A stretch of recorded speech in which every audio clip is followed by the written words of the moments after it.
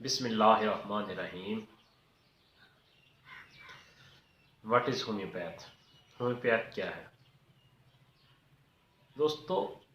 Homeopath का founder doctor Hahnemann था, जो कि एक एलोपैथ डॉक्टर था। एलोपैथ डॉक्टर होने के साथ साथ वो अपनी फील्ड में बहुत माहिर था। उसका एक शौक था कि बुक्स की ट्रांसलेट लिया करता था मुख्तलिफ ज़ुबानों में। तो अनफॉर्चुनेटली उसकी एक बेटी जो वो बीमार हो गई, जिस वजह से उसने अपना ट्रीटमेंट स्टार्ट किया। तो अनफॉर्चुनेटली उसकी बेटी सेहतयाब ना हो सकी। तो उन्होंने उनके जहन में ये एक सवाल आया कि ये कोई तरीका इलाज, इसमें कुछ कमी है कि इसको अप्रूव किया जा सकता है। तो उन्होंने फिर होम्योपैथ की बुनियाद रखी। इसी वजह से उसे डॉक्टर हनीमन को होम्योपैथ का फाउंडर समझा जाता है। मुख्तलिफ बुक्स का वो ट्रांसलेट किया करता था। तो उन्होंने रिसर्च की और उन्होंने देखा कि कुनैन का, जहाँ बहुत आज भी ये कंसेप्ट बहुत करले होता है कि मच्छरों की वजह से आपको मलेरिया हो जाता है, मच्छरों की वजह से मलेरिया हो जाता है, ये बात बिल्कुल बजा है।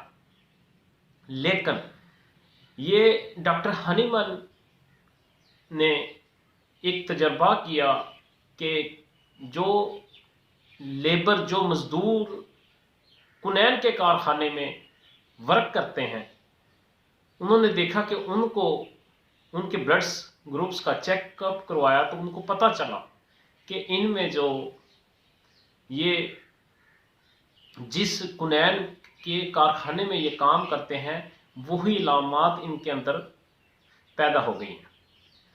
तो उन्होंने यहाँ से ये होम्योपैथ की बुनियाद हुई। डॉक्टर हनीमन ने इसकी बुनियाद रखी। उसके बाद डॉक्टर हनीमन जो है वो बहुत ही गहराई में जाके उसने इसके एक्सपेरिमेंट किए। और होम्योपैथ हमेशा जब भी मार्केट में अप्रूव होके आती है तो इसका जो एक्सपेरिमेंट होते हैं, इसको आजमाया जाता है, वो इंसानों पे आजमाया जाता है। डॉक्टर हनीमन हमेशा वो जो तजर्बात किया करते थे वो इंसानों पे किया करते थे। जब वही अलामात, सिम्टम्स एंड अलामात उसी पर्सन में क्रिएट होती थी तो वहाँ पे इन्होंने वो मेडिसिन फिर बाजार में आती थी, फिर मार्केट में आती थी। जब तक उसका वो एक बार उस पर एक्सपेरिमेंट करते थे, फिर दूसरी बार करते थे, फिर तीसरी बार करते थे। जब वो एक सेंसिटिव तरीके इलाज की तरफ बिल्कुल मुतवज्जो नहीं हो जाती थी, उस वक्त तक वो उसको इम्प्रूव नहीं करते थे। बहुत सारे उन्होंने तजर्बात किए, बहुत सारी उन्होंने मेहनत की।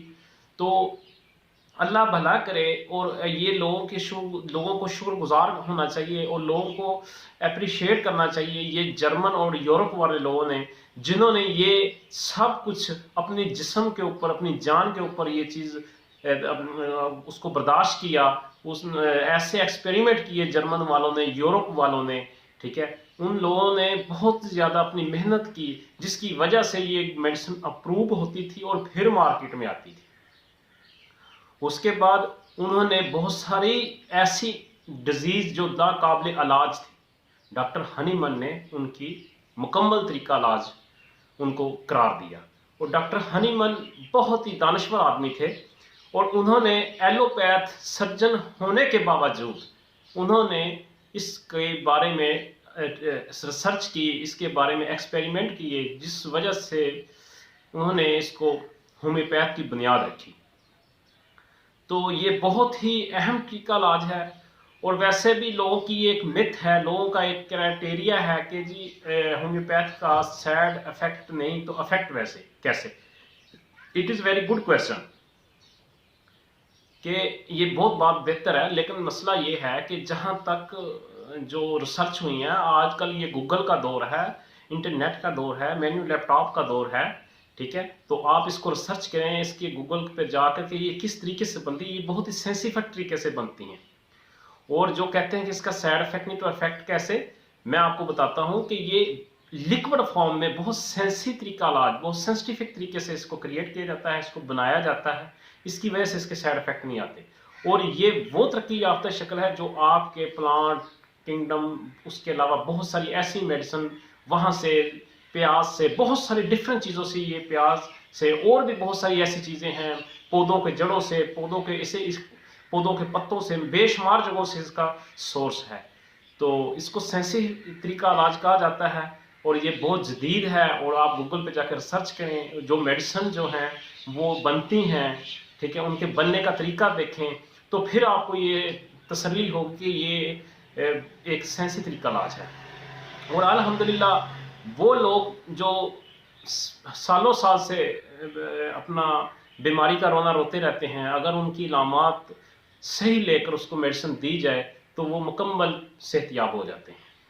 और बहुत सारे मैंने ऐसे लोग भी देखे हैं कि हमारे मुआशरे में इसको कहते हैं कि जी ये तरीका, साइंस ने इतनी तरक्की कर ली है तो हम क्यों ना कि उस तरक्की के तरफ जाएं, वहाँ जाके अपना इलाज करवाएं। तो ये बहुत सही सोच है, लेकिन जहाँ तक मेरा एक्सपीरियंस है कि देखो, जब इंसान की साइंस एक ऐसा है, साइंस ने इतनी तरक्की कर ली है, इस चीज़ को मानना पड़ेगा, लेकिन वहाँ एंटीबायोटिक दे देकर पेशेंट जो होता है वो उस हालत से बाहर हो जाता है। तो ये बात आपको भी इत्तेफाक करना होगी और हमें भी इत्तेफाक करना होगी कि होम्योपैथ एक तरीका इलाज है। और ये फॉरेन कंट्री में आप देखेंगे इन्होंने बहुत सारी तरक्की कर ली है और वहाँ पे इनको बहुत ज़्यादा माना जाता है, ठीक है। तो हमेशा इंसान को अपने पेशे से मुखलस जो लोग हैं, जो लोग होम्योपैथ हैं, वो इस पेशे को आगे लेके जाना चाहते हैं, तो मैं उन लोगों से गुजारिश करता हूं कि आप अपने पेशे से मुखलस रहें, आप अपने पेशेंट से मुखलस रहें, आप उनसे इंसाफ करें और अपने प्रोफेशन से भी इंसाफ करें और नतीजा अल्लाह पे छोड़ें। इंशाअल्लाह मैं ये दुआ मैं मेरा ये एक्सपीरियंस है, जो बंदा अपनी मेहनत और अपना फोकस पूरा करता है और अपना नतीजा अपने अल्लाह पे छोड़ता है, तो वो कभी ज़िंदगी में मायूस नहीं होता। शफा तो अल्लाह ने देनी होती है, लेकिन आप उसकी पूरी सिम्टम्स अलामात लें, उसको पिक करें और उसके बाद उनका जो क्राइटेरिया है वो उनको बताएं और उनका ट्रीटमेंट करें और नतीजा मेरे अल्लाह पे छोड़ें। इंशाल्लाह मैं ये दावे से कह सकता हूँ कि शफा जो मिन जानविज़ अल्लाह है, शफा हमेशा मेरा अल्लाह देता है, लेकिन आप उसको दयानतदारी से, उसको अपने इत्मीनान के साथ उसकी बात सुने, उसकी पूरी केस टेकिंग करें। इंशाअल्लाह अल्लाह ताला बिल्कुल शफा देता है। तो यही बात है कि इसी के साथ मुझे इजाज़त दीजिएगा, ठीक है। तो अल्लाह ताला आपको बहुत ज़्यादा खुश रखे और लोगों का ख्याल रखो और अल्लाह ताला हमें भी दुआ में याद रखो। ओके, अल्लाह हाफ़िज़।